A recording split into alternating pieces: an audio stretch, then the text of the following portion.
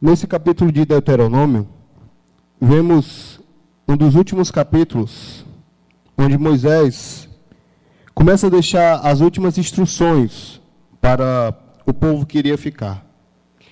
E bem neste momento, no capítulo 31, Moisés começa a dizer que Deus havia lhe dado uma revelação, onde ele não iria entrar com o povo na terra prometida, onde ele não iria atravessar o rio Jordão. E ali Moisés começa a declarar que Deus estaria no meio do povo. Mas também diz que ele deixaria um sucessor, que no caso seria Josué. Mas Josué foi um homem que esteve com Moisés quando ele subiu ao monte, quando ele desceu de lá. Onde Moisés caminhava, andava, Josué estava ao seu lado. Por onde Moisés ia fazer sacrifício, levantar o clamor pelo povo, ali estava Josué ao seu lado. Josué viu quando Moisés subiu ao monte, quando o povo se rebelou, ele viu quando Moisés desceu de lá e viu a rebeldia do povo. Josué era um homem que seguia os passos de Moisés.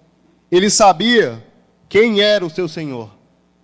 E quando Deus dá essa revelação a Moisés, e ele diz no versículo 7, que escolheu Josué, imagino eu, que Josué era como um de nós, um servo que fazia obra, que andava ao lado de irmãos, mas que o Senhor reservou algo especial para aquele homem, assim como reservou para nós, amém? Deus escolhe Josué. Imagino eu que quando Moisés estava falando, a cara que Josué fez, quando Moisés disse que ele iria ficar à frente do povo, como Moisés ficou. Creio que o coração daquele homem ficou desesperado, porque ele já havia visto como era difícil conduzir aquele povo no deserto, como era difícil enfrentar, muitas vezes, a idolatria que havia no meio do povo.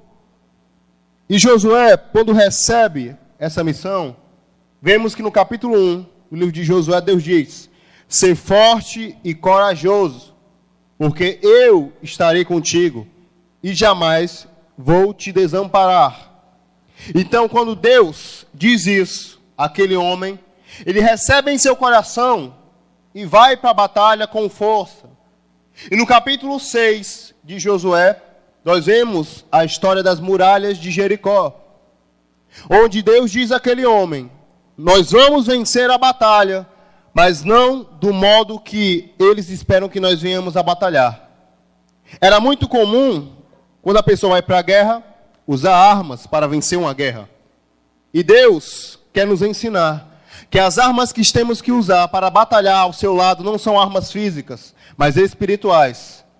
Ele pega Josué e diz: vocês vão sim, com as suas armas, para o campo de batalha, mas não vão ser elas que vão derrubar a muralha de Jericó. Serei eu que irei derrubar. A única coisa que vocês devem fazer é todos os dias darem uma volta em torno da muralha. E ao 7º dia, vocês darão 6 voltas e darão mais 7 depois. E quando vocês fizerem tudo isso, as trombetas irão ser tocadas. E todos irão gritar, dando glória a Deus. E assim eu irei derrubar as muralhas. Josué chega para os seus soldados e fala aquilo. Mas os soldados não compreendem, mas confiam em Josué. E fazem da seguinte forma: os inimigos ficaram olhando o modo que eles estavam fazendo e riam deles todos os dias. Porque, humanamente falando, como muralhas vão cair só com pessoas rodando ao seu redor? Como? Não tem como. Então, aquele homem vai com os soldados e fica rodeando aquelas muralhas. E quando chega o último dia, eles dão as 6 voltas, com mais 7, e na última, as trombetas são tocadas. E o povo glorifica ao Senhor e as muralhas caem. E ali eles entram e dominam aquela cidade. O que eu quero mostrar para você é que muralhas são dificuldades, desafios que sempre vão existir em nossa vida espiritual. Sem desafios, nós não crescemos. Sem desafios, nós não somos capazes de dar o nosso melhor ao Senhor. Quando não há desafios, quando não há dificuldades, nós não lutamos, nós nos acomodamos. Posso aqui citar a história de Davi. Davi ficou conhecido por derrotar Golias. Quem seria Davi se não fosse Golias na vida dele? Porque nós conhecemos Davi como um jovem que cuidava de ovelhas, que foi para a guerra deixar comida para seus irmãos. E chegando lá, aquele homem estava ali, falando contra o povo de Israel, dizendo que lá não havia um Deus poderoso, que ele queria um somente para lutar com ele, que ele poderia matar todo aquele exército. E o povo estava morrendo de medo. Ninguém ali era capaz de se levantar para enfrentar aquele gigante. Mas Davi foi capaz de se levantar. Eu peço que você abra comigo em 1 Samuel, capítulo 17, onde está localizada a história de Davi e do gigante. 1 Samuel, capítulo 17. Nós vemos que o gigante, no comecinho do versículo 1, do capítulo 17, começa aqui a deferir vários insultos ao povo de Deus. E o povo se encontrava atemorizado. Os soldados não tinham coragem de ir até aquele homem enfrentá-lo, porque eles estavam olhando para a dificuldade, mas eles não estavam com fé no seu coração. E quando Davi chega, ele vê aquele homem desafiando os soldados e o Deus de Israel. E Davi bota no seu coração o seguinte: quem é este homem para desafiar o Deus vivo? E no versículo 32, diz assim: Davi disse a Saul: não desfaleça o coração de ninguém por causa dele. Teu servo irá pelejar contra o filisteu. Versículo 33. Porém Saul disse a Davi: contra o filisteu não poderás ir para pelejar com ele, pois tu és moço e ele guerreiro desde a sua mocidade. Você imagina o seguinte: você tem fé no seu coração para lutar como Davi tinha, porque Davi não tinha experiência. Davi nunca pegou numa espada, numa lança ou num escudo para poder batalhar contra aquele homem. E Golias já era um soldado bem famoso, porque já havia matado vários homens e todos conheciam a sua fama. E quando o rei fala para Davi que ele não pode ir contra esse homem, é porque ele não tinha experiência física para lutar. Mas a fé que havia dentro do seu coração, a confiança que ele tinha em Deus, era maior do que todas as coisas. E foi justamente isso que fez com que aquele garoto conseguisse derrotar aquele gigante. Se Davi tivesse olhado, irmãos, recebido em seu coração esta palavra que o rei deu, ele não teria se levantado e batalhado. Israel teria sido escravizada. E nós com certeza não conheceríamos o rei Davi que derrotou Golias. Foi pela fé que ele recebeu no seu coração, dada por Deus, que tudo o que disseram à sua volta de ruim, entrou no ouvido e saiu pelo outro. Porque é assim que nós temos que fazer com palavras ruins. Não podemos receber em nosso coração. O problema é que muitas vezes nós estamos aqui na casa do Senhor, recebemos palavras dadas por Deus, pelo ministrador da palavra, às vezes pelo grupo de louvor, por algum irmão que está aqui quando conversa com você. Você recebe naquele momento no seu coração, mas quando vem uma palavra contrária, ou uma dificuldade se levanta contra aquilo que foi dito ao seu coração, você muitas vezes recebe o que é ruim e o que é bom, você deixa de lado. Você não atenta para isso. Quantas vezes nós vemos Deus falando, quando tirou o povo do Egito, que deu comida, água, deu cobertor, não deixou eles passarem frio, deu tudo. Mas ainda assim, o povo sempre desfalecia o seu coração, ia procurar outros deuses, porque eles não tinham uma confiança verdadeira no Senhor. Eles não entendiam que a maior batalha que nós temos é contra o pecado. Porque o pecado, nós sentimos dentro de nós o desejo, mas nós não vemos. E esse é o X da questão. Nós, servos de Deus, estamos batalhando contra algo que não podemos ver. E é por isso que nós dependemos de Deus. Porque a fé é a crença daquilo que nós não vemos, mas confiamos. Hebreus capítulo 11, verso 1 diz que nós temos que confiar em Deus, Assim como o pecado que nós não vemos, nós também não podemos ver Deus, mas sentimos Ele em nosso coração. Sentimos Ele quando estamos lendo a Bíblia. Sentimos Ele quando oramos, quando buscamos ao Senhor. O diabo sabe disso. E ele vê sempre dessa forma em nosso coração. Ele vai primeiro aqui, em nossa mente. Porque quando ele acerta aqui, se nós não conseguirmos derrotá-lo aqui, ele desce para o coração. Por isso que a Bíblia diz que o coração do homem, ele é enganoso. Davi continua ali diante do rei. E ele diz no versículo 34. Respondeu Davi a Saul: teu servo apacentava ovelhas de seu pai. Quando veio um leão ou um urso e tomou o cordeiro do rebanho, eu saí após ele e o feri, e livrei o cordeiro de sua boca. Levantou-se ele contra mim, agarrei-o pela barba e o feri e o matei. O teu servo matou tanto o leão como o urso. Incircunciso filisteu será como um deles, porquanto afrontou os exércitos do Deus vivo. Disse mais Davi: o Senhor me livrou das garras do leão e do urso, ele me livrará das mãos deste filisteu. Então disse Saul a Davi: vai-te, o Senhor seja contigo. Davi falou isso para o rei, tentando convencê-lo que Deus havia dado força para que ele matasse um leão e o urso. Mas ainda assim o rei não entendeu que quando o Senhor está em nossas frentes, a batalha é espiritual.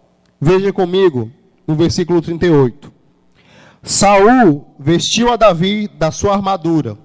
Ou seja, o rei viu que aquele menino foi revestido de poder para matar um urso e um leão. Oi, som. Viu que o menino foi revestido para matar o urso e o leão.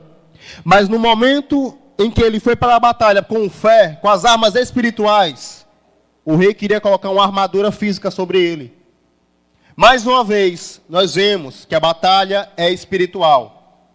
Davi coloca aquilo e não se sente bem. Tira. E nos versículos seguintes diz que ele pegou o seu cajado de pastor, foi perto do rio, pegou 5 pedras, colocou no seu alforje e foi para a batalha. E quando chega diante do gigante, consegue derrubá-lo com uma só pedra. O que nós temos que entender com isso é que Deus usa um garoto que nunca batalhou para derrubar o gigante com uma pedra pequena. Nós temos todos os dias unção dada por Deus para estarmos diante do Senhor, nos levantarmos e batalharmos, termos forças espirituais através da oração, da busca pelo Espírito Santo, para batalharmos ao lado do Senhor, para não permitirmos que o gigante fique diante de nós, mas para que ele caia por terra.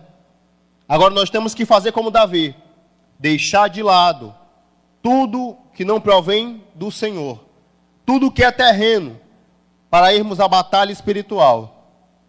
Davi deixou de lado a armadura e as palavras de Saul para chegar diante do gigante e derrotá-lo.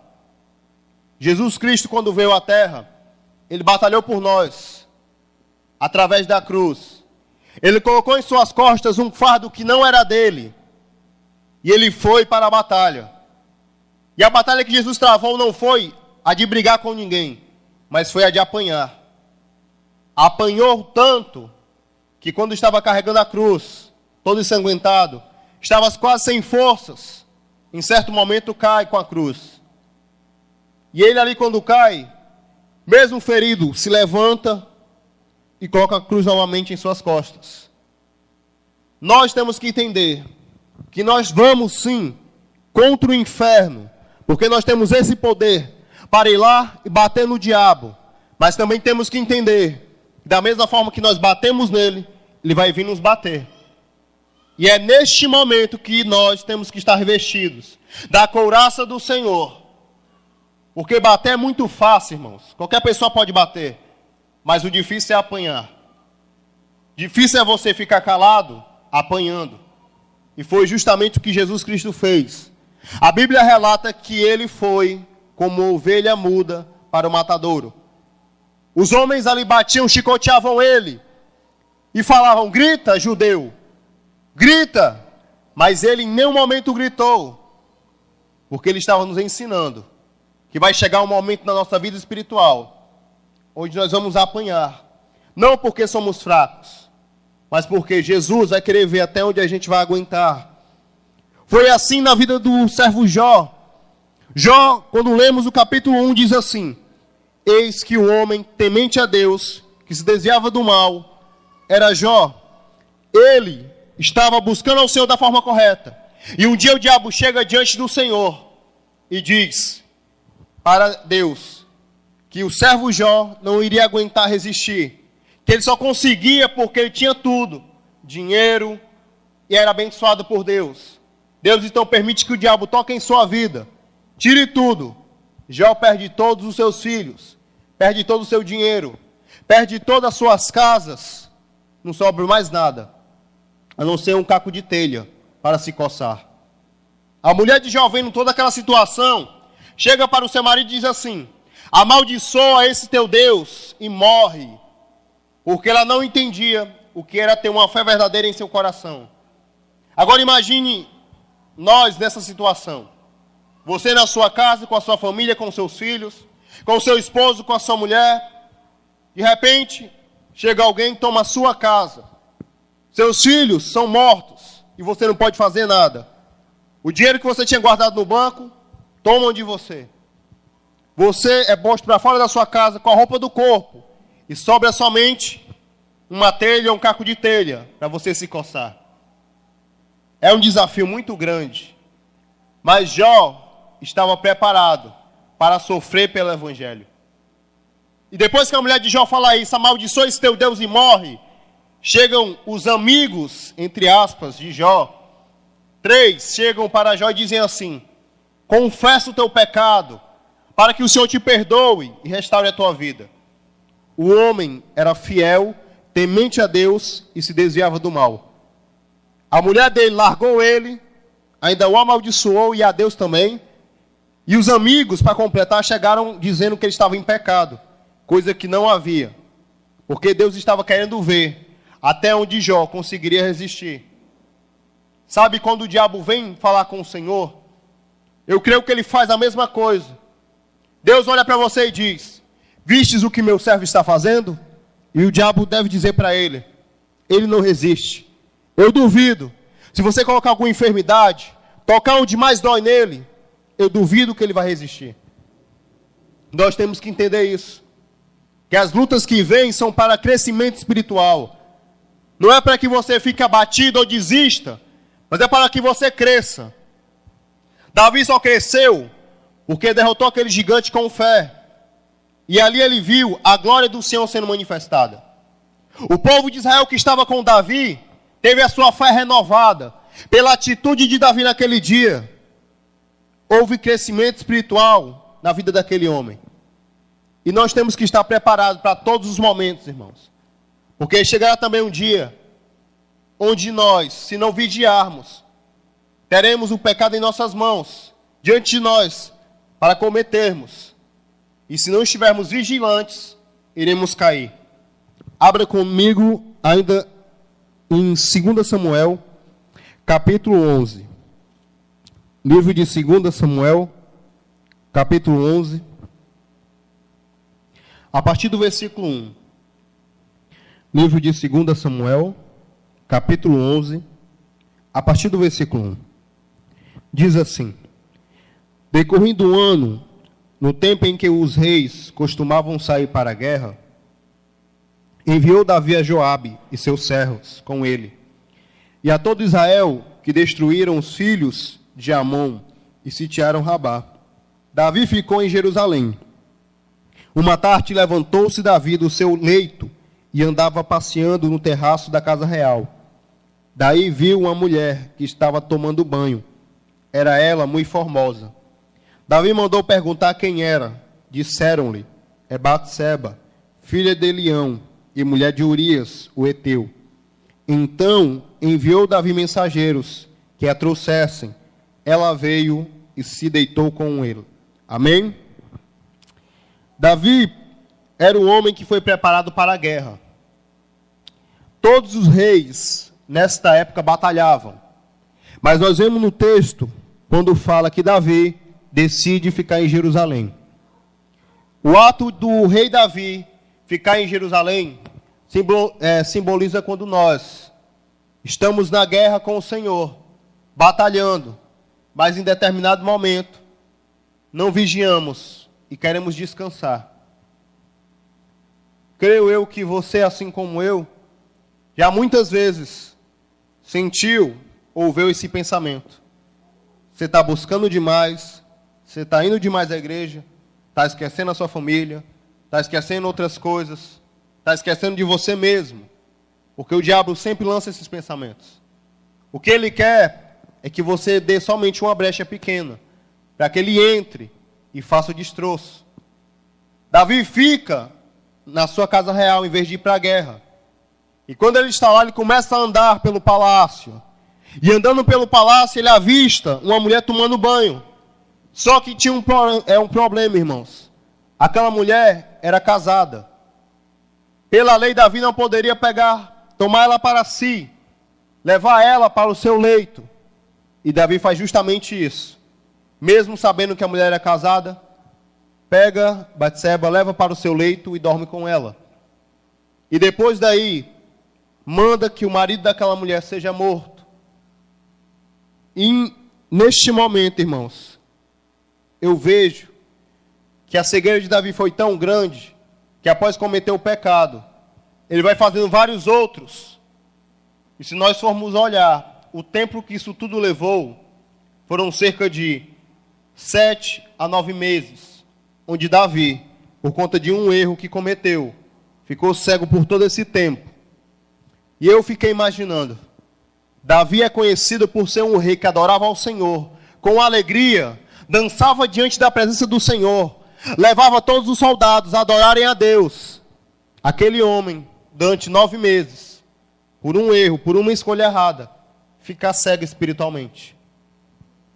Até que um momento chega o profeta Natan diante de Davi e fala: Davi, tu foi um homem que adulterou e mandou matar um inocente. Mas Deus diz na palavra dele para Davi: tu estás perdoado, mas porém a espada jamais se apartará da tua descendência. Isso é a consequência da escolha errada de Davi.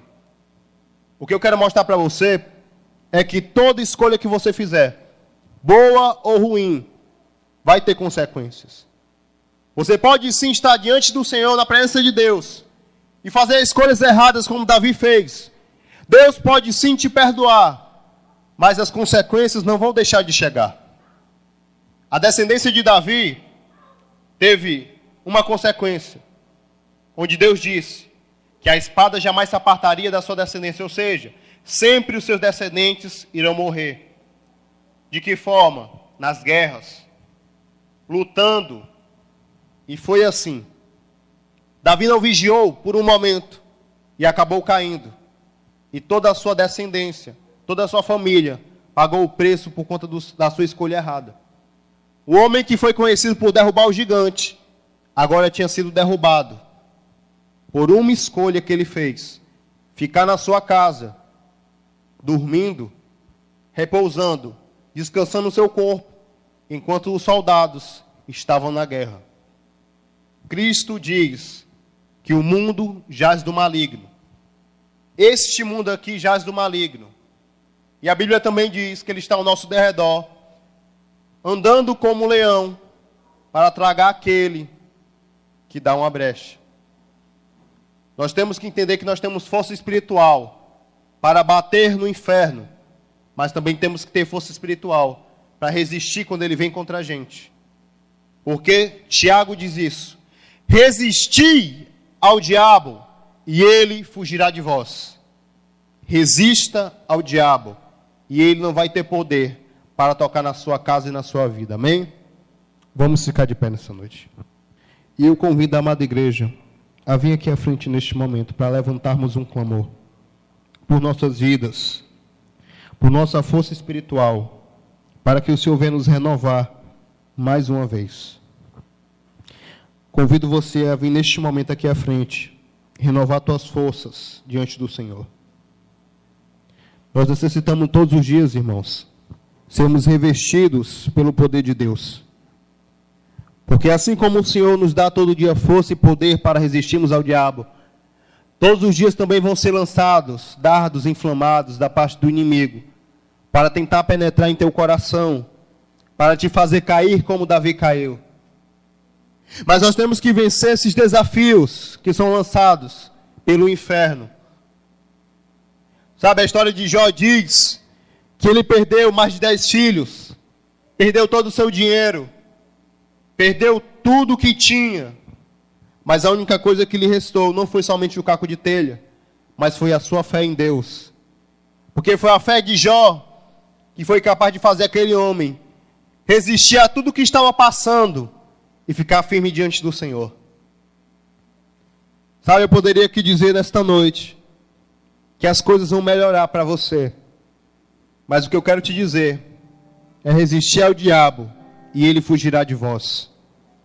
Somente através da sua fé, da sua busca, é que o diabo não vai poder penetrar no seu coração nem na sua casa. Então busque ao Senhor. Não permita que o seu coração esteja vazio, mas sim cheio do Espírito Santo, da presença de Deus. O Senhor te conhece, mas Ele quer que neste momento você fale por inteiro com o seu coração a Ele. Pois Ele está aqui nessa noite para ouvir o seu clamor, renovar tuas forças, te edificar novamente. Nessa noite que você possa buscar o Senhor.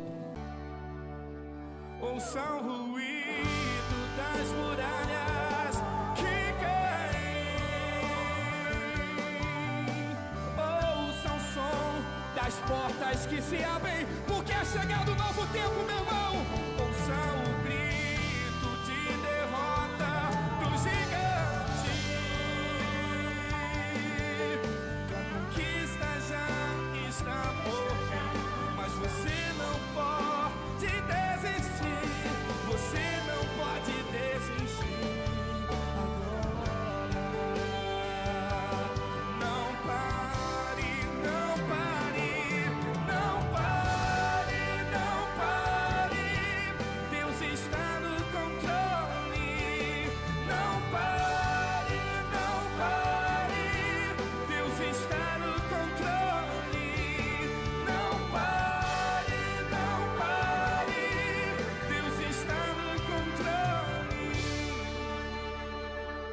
O Filho de Deus